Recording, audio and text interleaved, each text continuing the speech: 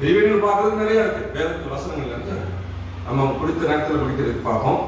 இதுல நான் எப்படியா இந்த பகையை பார்க்கிறேன். எப்பேற்பட்ட பகையா இருந்தாலும் ஆண்டவருக்குள்ள வரும்போது ஆண்டவர் என்ன பண்றாரு, அந்த பகைகளை எப்படியாவது எடுத்து போடணும். தன்னுடைய ஜனங்கள் பகையோடு இருப்பதை அவர் விரும்புவதில்லை. அந்த பகை எப்படியாவது என்ன பண்ணிடுறாரு, எடுத்து போடுவதற்கு உண்டான வாய்ப்புகளை கொடுக்கிறார், சந்தர்ப்பங்களை கொடுக்கிறார். முடிந்தால் ஆண்டவரே இறங்கி வந்து அந்த பகை உணர்வுகளை எடுத்து போடுகிறார் என்று வேதம் சொல்லுகிறது. அப்போ 3 வகையான தலைப்புல நம்ம பார்க்கலாம். அந்த பகை மட்டும் 3 வகையான தலைப்பு பார்க்கலாம். ஒன்று, ஏமாற்றத்தினால் பகை. என்னங்க, ஏமாறும் பொழுதும்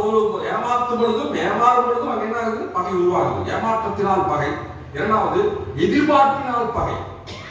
நான் எப்போதுமே இந்த 2 நிமிஷம் இருப்பேன், ஏன்னா அந்த மனசுல பதிகிறதுக்காக.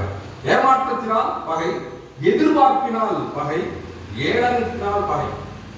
எப்படி நாம் சொல்றோம், ஏமாற்றப்படும் பொழுது அந்த இடத்துல என்ன, பகை உணர்வுகள் அதிகமாய் மாம்ச சிந்தையில தோன்றி பகை உணர்வுகள் அதிகமாய் வருகிறது. இரண்டாவது, எதிர்பார்ப்பா, கிடைக்காத போது நான் எனக்கு கிடைக்கும் நினைச்சியா, கிடைக்கலையே அப்படி பொழுது அதை கொடுக்காத இடத்துல என்ன ஆகுது, பகை உறவுகளுக்குள்ளா அந்த மாதிரி இருக்கு. உறவுகளுக்குள்ளாரே நிறைய இருக்கு. எனக்கு இது செய்வாங்கன்னு நினைப்பாங்க, செய்யாத போது அந்த இடத்துல ஒரு பகை வந்துடுது. அதே போல ஏளனம், 4 பேருக்கு முன்னாடி அவமானப்படுத்தும் பொழுது, நம்மை நிந்திக்கும் பொழுது, மற்றவர்களுக்கு முன்பாக கிரிட்டிசைஸ் பண்ணும் பொழுது அந்த இடத்துல என்ன ஆகுது, பகை வருகிறது. இது வேதத்திலிருந்து பார்ப்போம். அந்த பகைகளை மெயினா ஆண்டவர் என்ன பண்றாரு, அந்த பகைகளை எடுத்து போடுகிறார். பகை உணர்வோடு இருக்கக்கூடாது என்பதற்காகத்தான் இந்த மாதிரியான தலைப்புகளை இங்கே நாம் வைத்திருக்கிறார்கள். அதை குறித்து நாம் பார்க்க இருக்கிறோம். அதாவது ஏமாற்றத்தினால் பகை, வேதத்திலிருந்து பார்க்கலாம். ஏமாற்றத்தினால் பகை அப்படின்னு பார்க்கும்போது வாசிங்க, ஆதியாகமம் 27வது அதிகாரம் 41வது வசனம். ஆதியாகமம் 27:41 வாசிங்க. வேதம் வாசிங்க. யாக்கோபு எல்லாரும் எடுத்துங்க, பக்கம் சொல்லியிருப்பாங்க. 33வது பக்கம். யாக்கோபை தன் தகப்பன் ஆசீர்வதித்த நிமித்தம் ஏசாயா யாக்கோபை பகைத்து தன் தகப்பனுக்காக துக்கிக்கும் நாட்கள் சீக்கிரம் வரும், அப்பொழுது என் சகோதரனாகிய யாக்கோபை கொன்று போடுவேன் என்று ஏசா தன் இருதயத்திலே, இது 10 தடவை உட்கார்ந்து படிச்சாலும் இந்த வசனம் மட்டுமே புரியும். வசனத்தை நம்ம வேகமா படிச்சதுனால புரியாது. இந்த இடத்துல 3 கேரக்டர். யாக்கோபு என்ற ஒரு மனிதன், சரிங்களா, அவனுக்கு 2 குழந்தைகள், 2 குமாரர்கள். யாரு?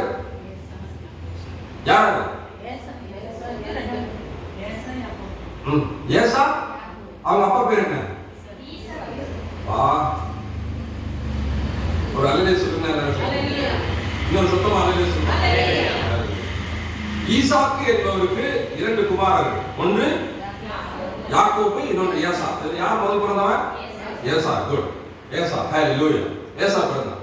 இந்த 2 குமாரர்களையும் தகப்பன் வளர்த்திட்டு இருக்கான். ஒரு நாள்ல அண்ணன் தம்பிக்குள்ளார இந்த பிரச்சனை ஒன்று வந்தது. வரும்பொழுது இந்த ஏசாவை யாக்கோபு என்ன பண்ணிடுறான், ஏமாற்றி போடுகிறான். ஏசாவுக்கு கிடைக்கக்கூடிய, அப்பாவிடத்திலிருந்து கிடைக்கக்கூடிய அந்த ஆசீர்வாதத்தை என்ன பண்ணிடலாம், இவன் ஏமாத்தி போய் பெற்றான். அப்பாவுக்கு கண்ணு தெரியாது, யாக்கோபுக்கு ஈசாக்கு என்ன தெரியாது, கண்ணு தெரியாது. அப்ப கண்ணு தெரியாமல் இருக்கும்போது ஒரு நாள் என்ன பண்ணிடலாம், 27:19 வாசிங்க.